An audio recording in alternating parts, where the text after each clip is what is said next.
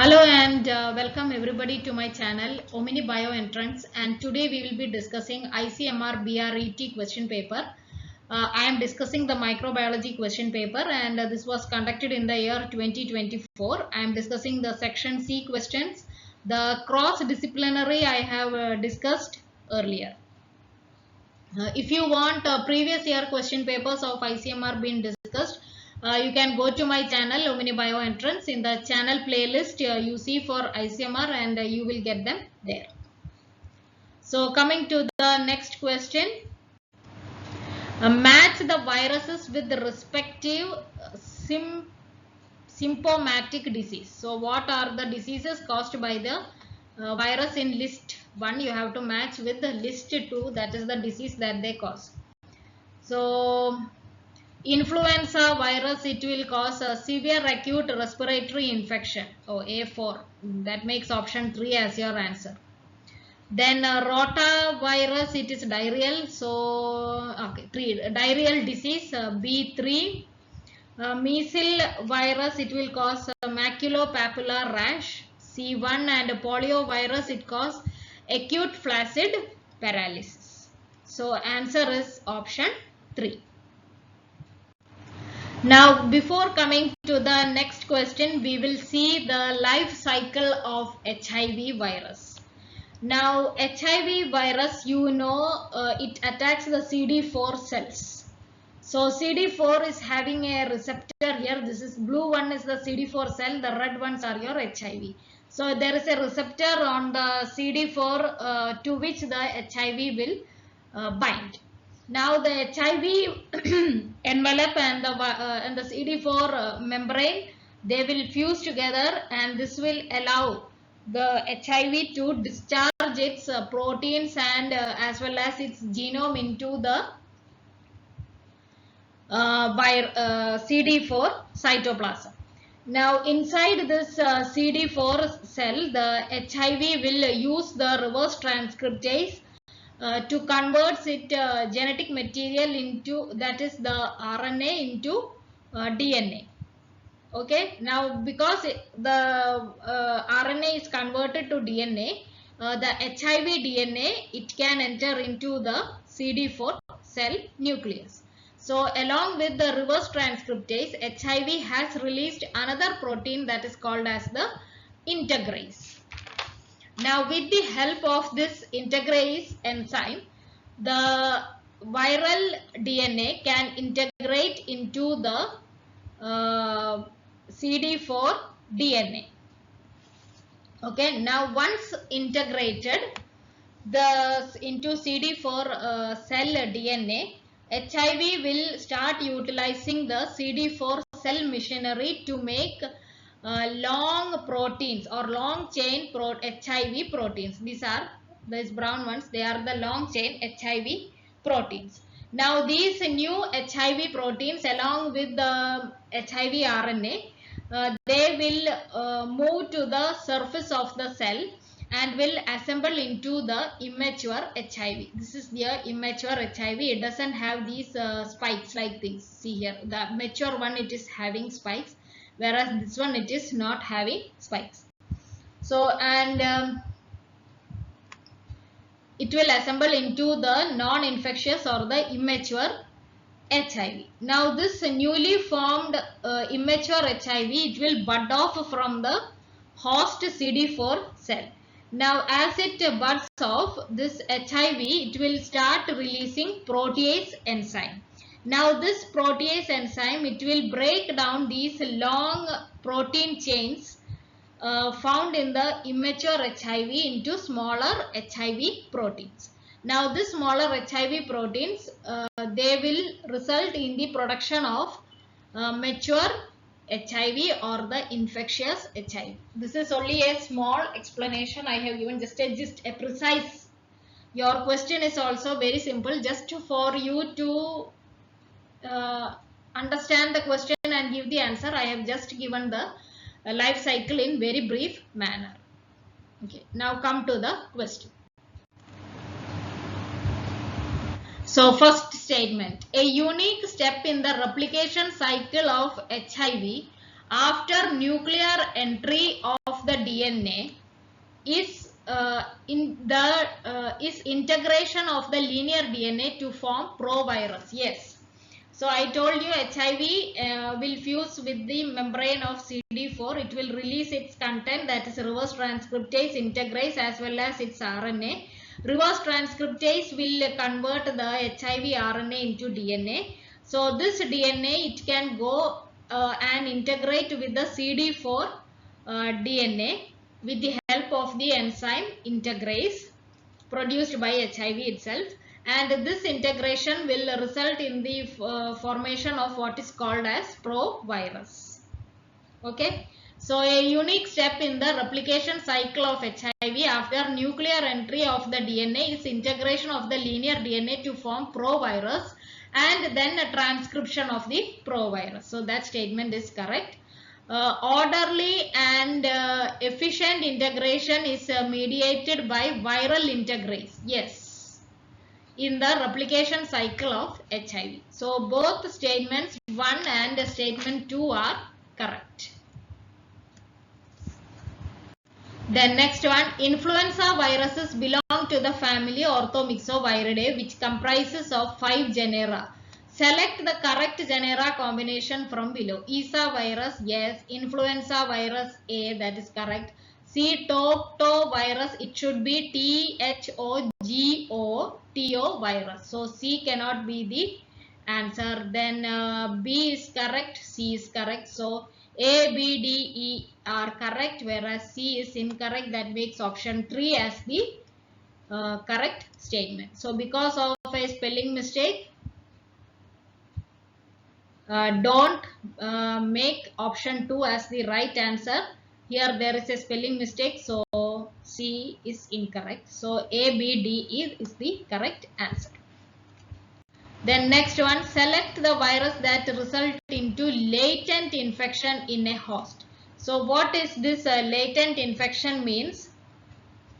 The virus is present in the body of the organism, but it doesn't cause any immediate or active disease, and the virus can remain in this dormant condition in the organism for a very long year, or for years together it can remain in the organism, but the thing is it will not be eradicated out of the organism. Okay, so this virus, there are chances that when conditions become favorable, like there may be stress or there may be other infection or there may be changes in the immune mechanism or system of the host organism, then it will become active and it will result in the production of symptoms or diseases because of this particular virus. So the example of this latent viruses are the herpes simplex virus. Then you have got the HIV or the human immunodeficiency virus. Then there is the varicella zoster virus and Epstein-Barr virus. But influenza virus, rotavirus and measles virus are not examples. So that makes A and D as correct and B, C, E as incorrect. That makes option 2 as the answer. Then which of the following statement about influenza virus is correct? All influenza virus such as A, B and C possess 8 RNA segments. No, C possess only 7 RNA segments. Influenza A and B virus possess 8 RNA segments while C possess 7 RNA segments is correct. So statement 1 is false and 2 is true. That makes option 4 as the right answer. Then before coming to the next question, we will see the life cycle of influenza A virus. The question is very simple, but for you to understand, I have to tell the whole life cycle. Now influenza virus, there are proteins, that is viral ribonucleoproteins, and it is the genetic makeup is of 8 RNA segments. Okay, and it is a negative sense single stranded RNA, and viral ribonucleoproteins, because it is bound to certain proteins, it is called viral ribonucleoprotein. Okay, and Okay, there is the matrix protein called as the M1 which will hold this viral ribonucleoproteins. Remember that. I will come to it later. Now there are other proteins, that is the hemagglutinin, the neuraminidase, then matrix protein I told you two are there, that is M1 is there as well as M2 is also there. Okay. Then there is the NP protein, that is the nucleoprotein, here you can see. Then there is NS1 or the non-structural protein 1, and there is NEP, that is the nuclear export protein or the NSP2, also called as NSP2. Then there is the PA protein, that is the polymerase acidic protein, and there is PB1, that is polymerase basic protein 1, and PB2, that is again a polymerase basic protein 2. So this PA, PB1, PB2, they are part of the viral RNA polymerase complex. Okay. Now come to the life cycle. First is the entry into the host. Now this HA, that is hemagglutinin, it is a homotrimer. So the precursor of HA or hemagglutinin is HA0, and it is made of two subunits, that is HA1 and HA2. Remember this, I will come to it later. Okay, now why this HA1 and HA2 are required, I will come to that later. Now this because of the presence of hemagglutinin, the hemagglutinin will bind to sialic acid on the surface of the host cell membrane. So this is the host cell membrane. With the help of HA, the influenza A virus will bind to the sialic acid on the surface of the host cell membrane. Now as a result of this binding, the viral will be taken inside into the cytoplasm via receptor mediated endocytosis. Okay, and it will the virus is inside the endosome. Now this endosome, it is having a low pH around 5 to 6, and because of this there will be fusion of the endosomal membrane and the viral membrane. Now this fusion, it is mediated by HA1 and HA2 proteins. Okay. Now this acidic environment of the endosome, it will also result in the opening of M2. Now this M2 protein, it is an ion channel and it is specific to protons, that is H plus ions. Okay, because now this M2 protein will be opened, and it will result in the entry of more H plus ions, making this endosome more acidic.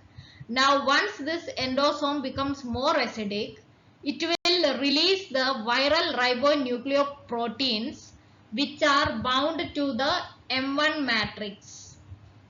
Okay, so this acidic environment, what it will do is it will free the viral ribonucleoproteins from the M1 protein. Okay, and now the viral ribonucleoprotein, it will be free to enter into the cytoplasm. Okay, now for this transcription and replication process of the influenza virus, it has to enter into the nucleus. So these ribonucleoproteins which are attached to this RNA of the influenza virus, they have what is called as nuclear localization signals. So they can happily enter into the nucleus of the host. Now once they enter, this negative sense RNA has to be converted to positive sense RNA so that it can be transcribed and result in the production of viral proteins. So for that, there is viral RNA dependent RNA polymerase. So I told you viral RNA polymerase, it is a complex of PA, PB1, PB2 proteins as well. So these proteins, they will use this negative sense RNA as a template, and they will synthesize two positive sense RNA. One is this, they have mentioned it here as progeny vRNA or cRNA as well as an mRNA. Okay. This mRNA, it will serve as a template for the synthesis of viral proteins. Now this mRNA, this viral mRNA, it will be polyadenylated as well as capped. And as a result of that, this mRNA will be exported out of the nucleus, where it will be translated into viral proteins. See here, translation into viral protein. These are the various proteins. Now, what will happen to this cRNA? Now, this cRNA,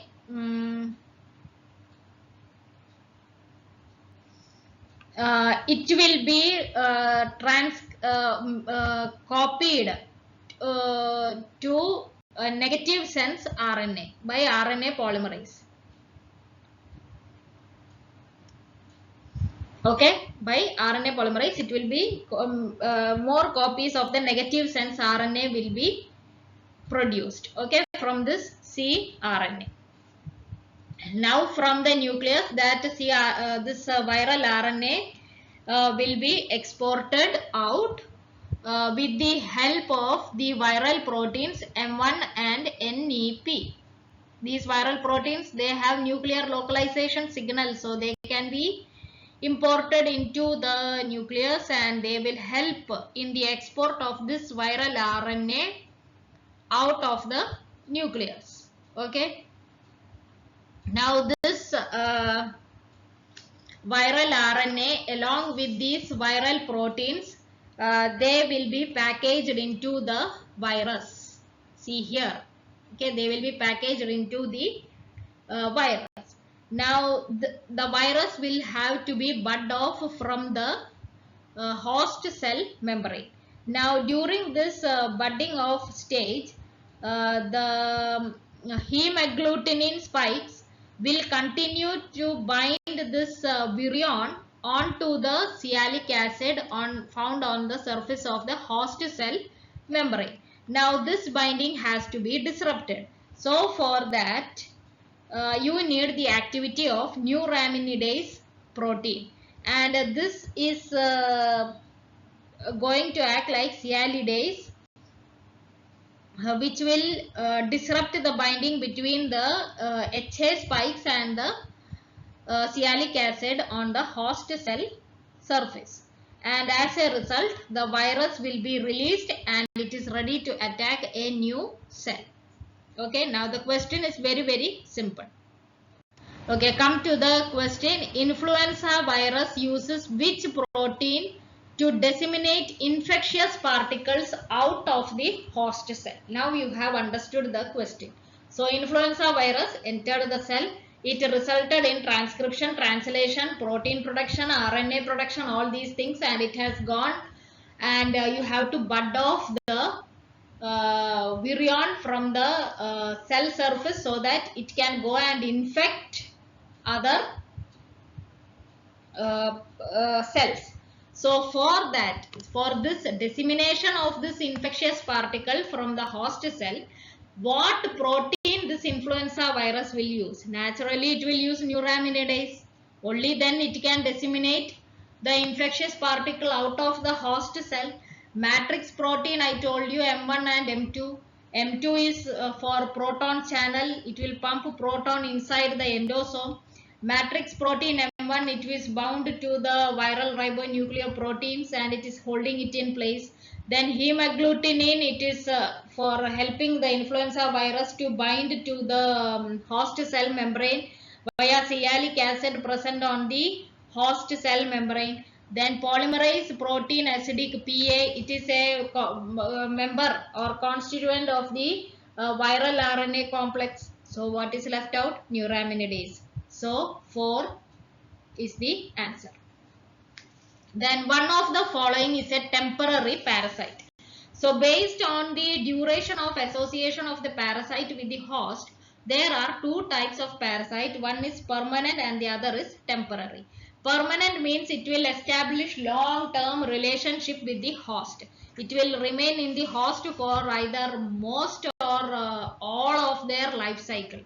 And these parasites, that is this permanent parasites, they have adaptations in such a way that they will evade the host immune response. So they will be permanently living inside the host. Example is your head lice and tapeworms. Now temporary parasite, they will visit once a while in the host only for feeding or at least one small portion of their life cycle. That's all. It is only a brief visit. Other than that, they have independent life cycles and they don't require any continuous association with the host. Once their job is over, that is feeding on the blood, they will get lost from the host forever and they will continue to live somewhere else. So the answer here, so temporary parasite is mosquito, bedbug, leeches. So here the answer is option 1, mosquitoes. Then Trypanosoma brucei causes Nagana disease in it is cattle. In humans, it is causing African sleeping sickness or African trypanosomiasis. Ungulates means hoofed animals, that is your horses, deer, etc. Felines is those which belong to the cat family. So the correct answer is option 2, that is cattle. Nagana disease in cattle. And this is transmitted by the bite of infected tsetse fly. Okay. Then susceptibility to malaria is determined by not only polymorphism of hemoglobin. Yes, you have got sickle cell trait there who are having this sickle cell trait. They are not infected by the malaria parasite. Okay. But also immune responses. So that means polymorphism in immune genes are also there. So this is reflected in polymorphism of cytokine genes. Okay, now I will come to one by one. First we will see polymorphism of hemoglobin. So hemoglobin polymorphism, that is, I told you, first one is sickle cell trait. Sickle cell trait means these individuals, they are heterozygous for the sickle cell allele. So they will have the normal gene as well as the sickle cell gene in them, that is heterozygous. Now because of the sickle cell gene, you can find sickle shaped RBCs in these people, and because of the sickle cell shaped RBCs, the malaria parasite will not be able to grow and propagate or multiply in these individuals.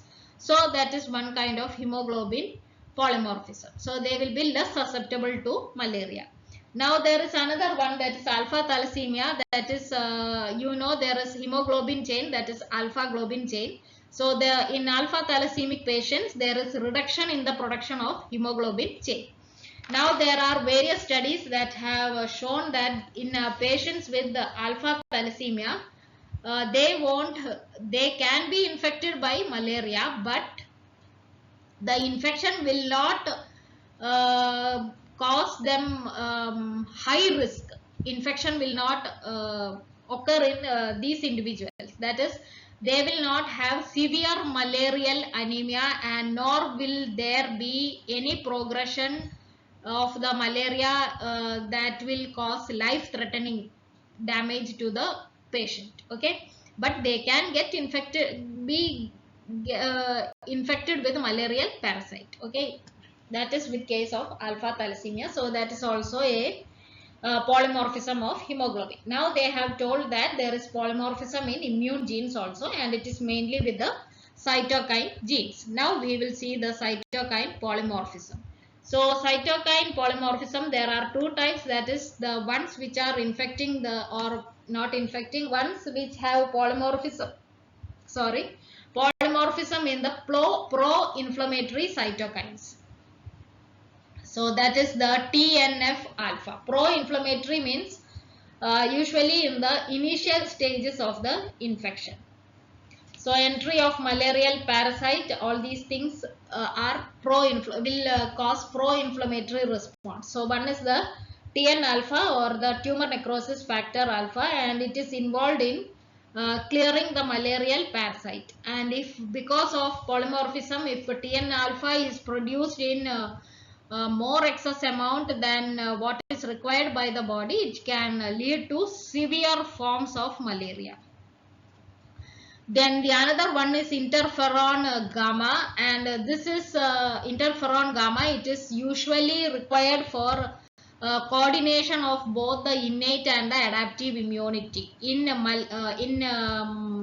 infected persons. Okay, so early production, okay, it is protective, but if it is produced in high levels because of polymorphism, it can suppress the immune system also. Then the other one is interleukin beta, which is also pro-inflammatory cytokine, and they have shown that increased levels of interleukin beta can predispose the children to severe malarial anemia. Okay, so that is with case of pro-inflammatory cytokines. Now we will see the anti-inflammatory cytokines. So these cytokines, they are produced when there is a damaging inflammatory response or overactive inflammatory response. You have to suppress that inflammation by anti-inflammatory cytokines. So interleukin 10. So interleukin 10, in order, if there is overactive or damaging inflammatory response, what it will do is it will suppress antigen presentation to T cells. Then it will suppress T cell activation, proliferation. Then another function of this interleukin 10 is that it will inhibit the production of the pro-inflammatory cytokines. Okay. Now, when there is high level of interleukin 10 because of this cytokine polymorphism, what can happen is it will inhibit the pro-inflammatory cytokines. So pro-inflammatory, I told you, it is for in the initial stages of malaria infection. So initial stages of malaria infection, there is no cytokine production because there is inhibition of pro-inflammatory cytokine by excess production of interleukin 10. Means naturally the patient is going to be susceptible to malaria. Okay. Then another anti-inflammatory cytokine is the TGF beta, or the transforming growth factor beta. And there are various studies for this, and they have shown that higher levels of TGF beta are inversely proportional to severe malaria. Okay, so that is with regards to cytokine polymorphism.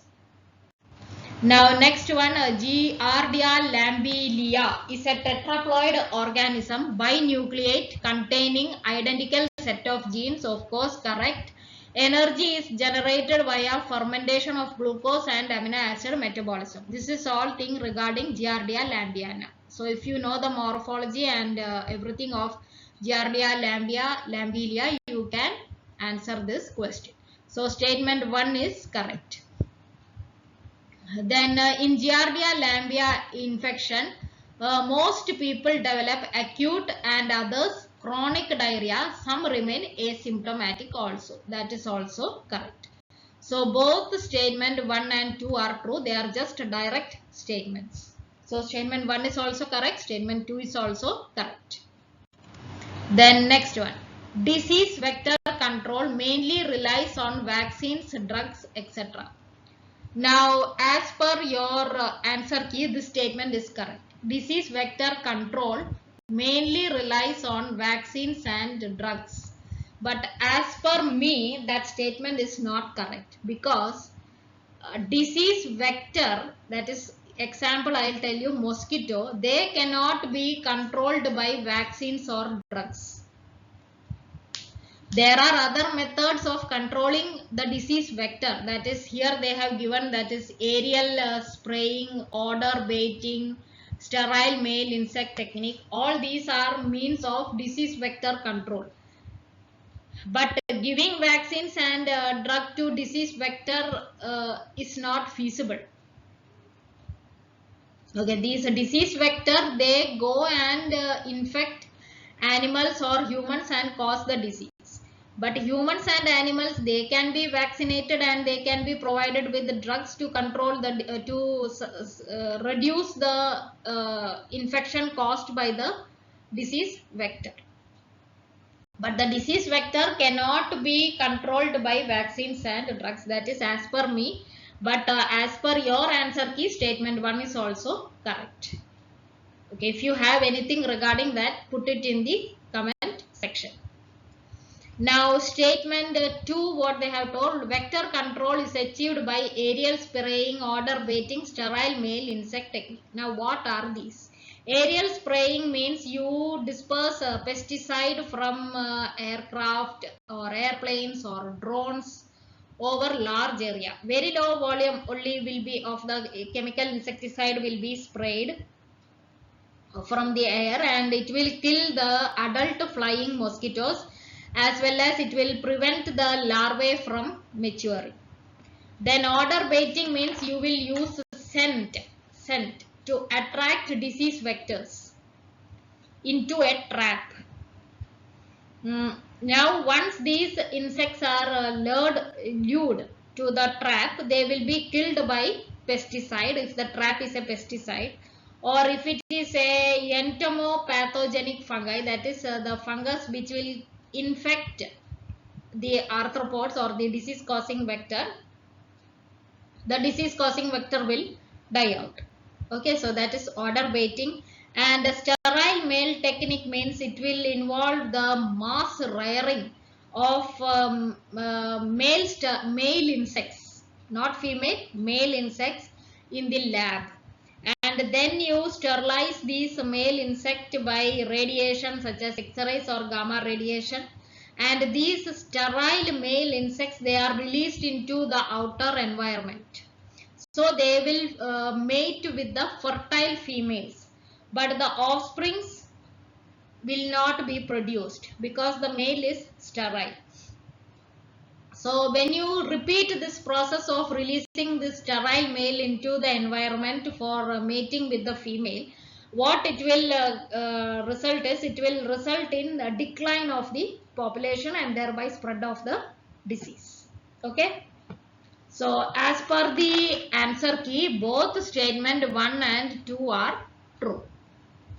And as per me, statement 1 is false, but statement 2 is true. Okay.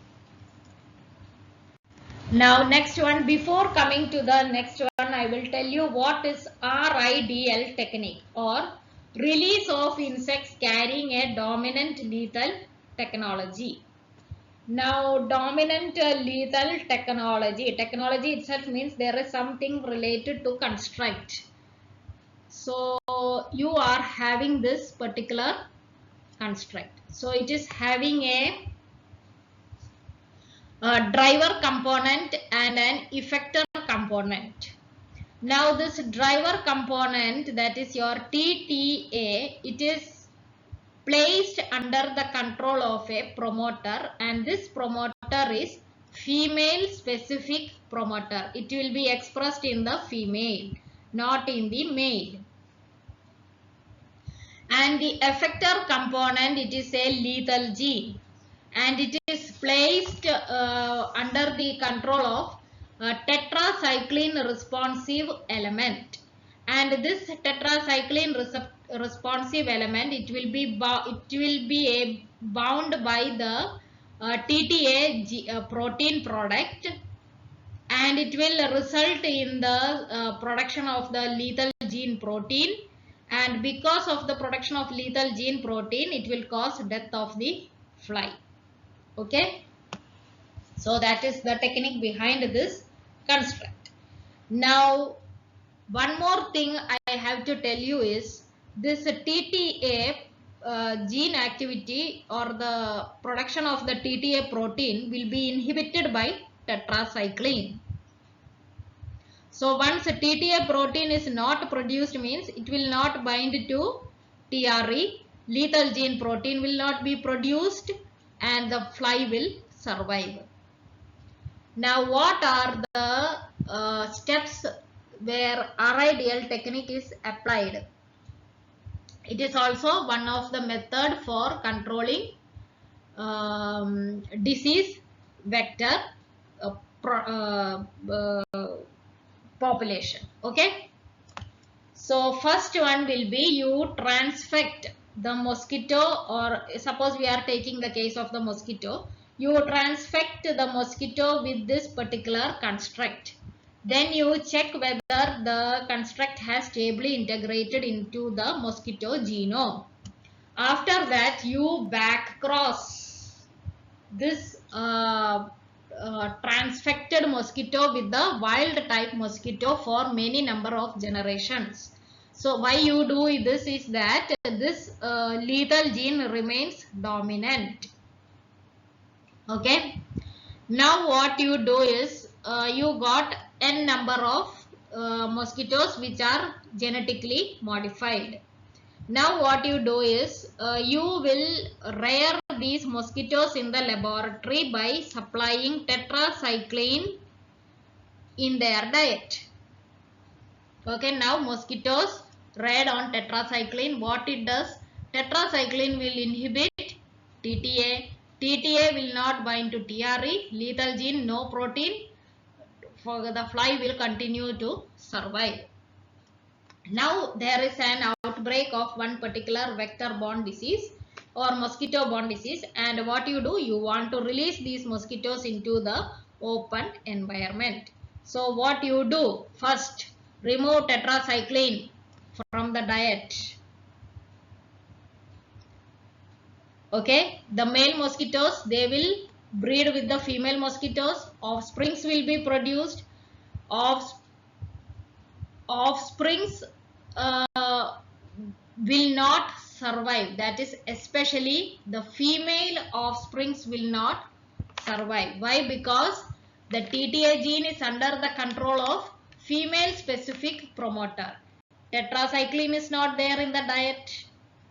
Tetracycline, TTA will be producing protein. It will go and bind to TRE, lethal gene expression, death of the female offspring. Okay, that will happen. And what do you get? You will get male populations which are having this particular gene construct in them, or the lethal gene in them. Okay, now these males you rear in these males you will release into the field, open field or open environment.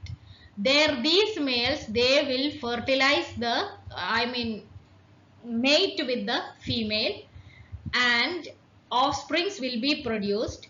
And remember one thing, outside environment no tetracycline, so the female offsprings, they will express the lethal gene protein and they will die off.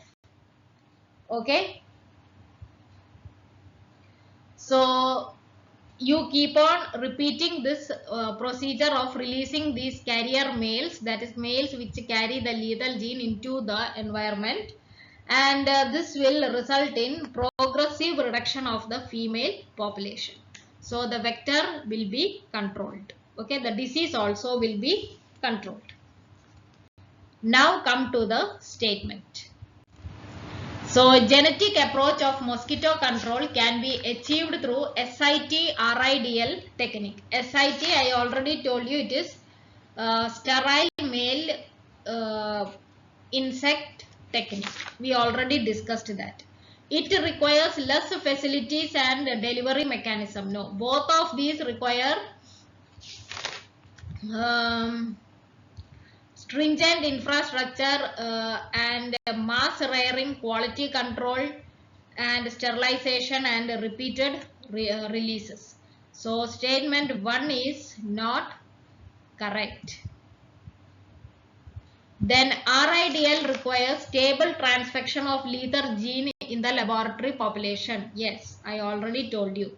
Best approach is to use tetracycline repressible transcription factor, that is your TTA, associate with the lethal gene. That is also correct. We have that construct. Which enables selection of females to be released. No, it enables selection of males to be released. Females are not, female offsprings are killed. but male offsprings are there which are released and kills the female offspring, yes, of released and subsequent males. Males are not killed. So that makes option statement 2 also wrong. So both statement 1 and 2 are false. Okay. The next one.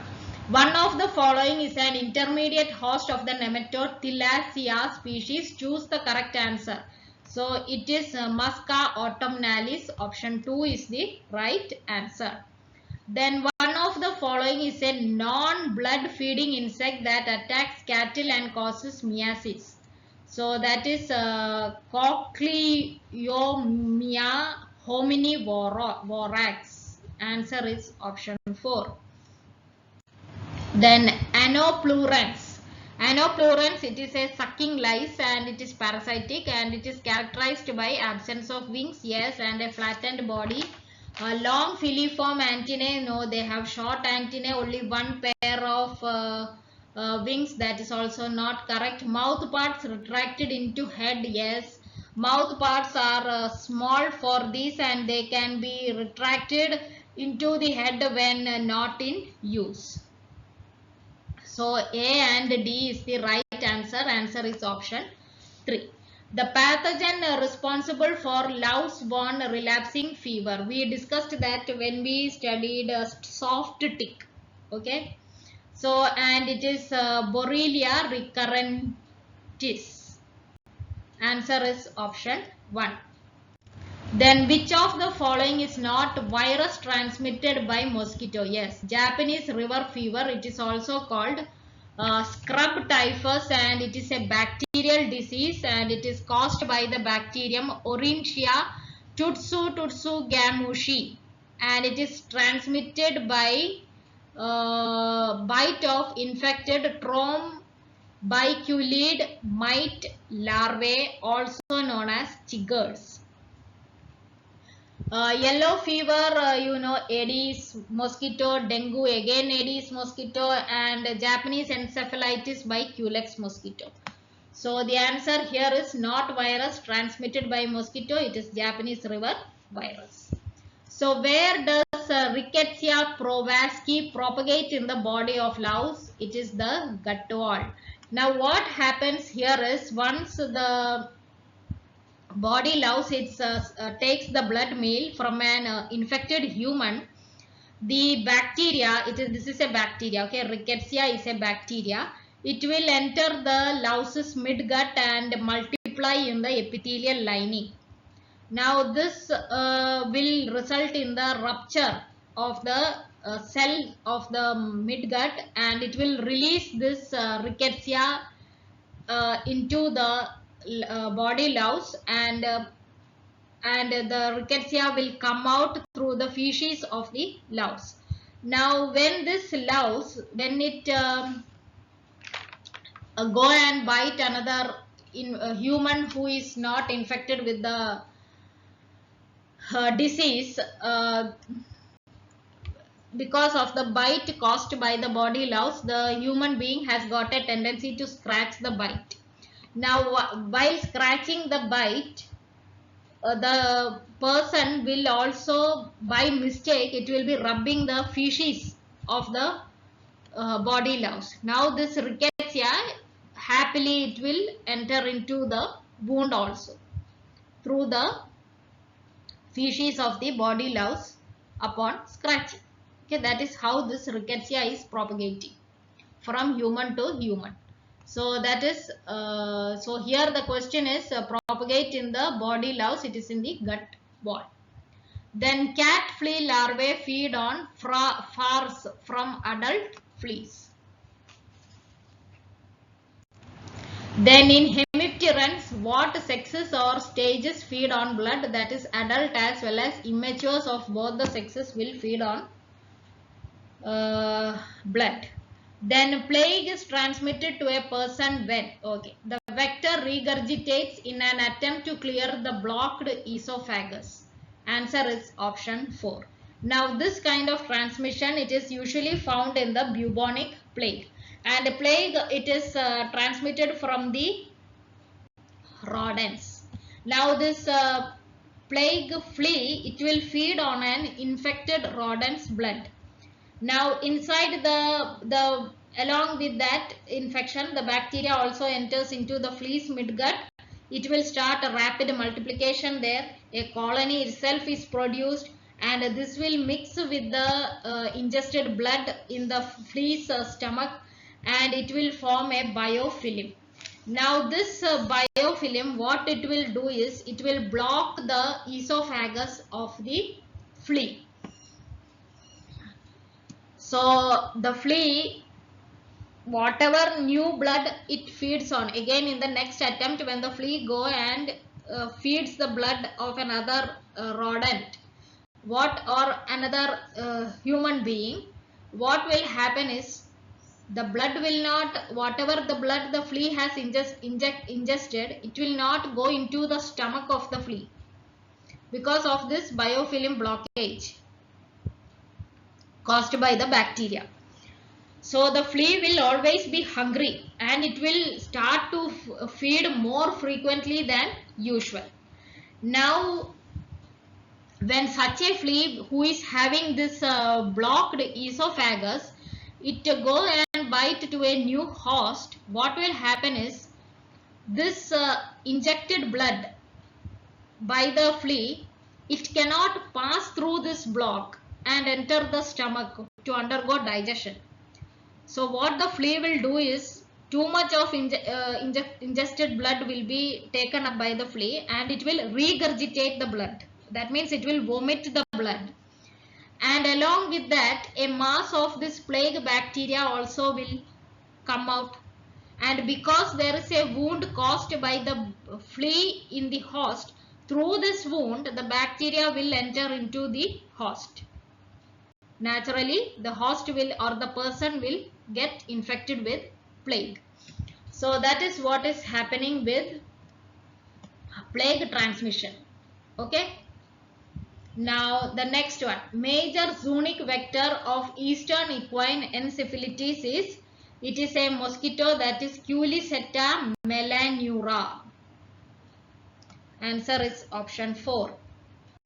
Then last one, which of these is not one of the 3 clinical forms of leishmaniasis? So leishmaniasis, there is visceral leishmaniasis. That is the most severe form, including it will affect the internal organ. Then cutaneous means it will cause skin ulcers, and mucocutaneous means it will affect the nose, mouth, throat.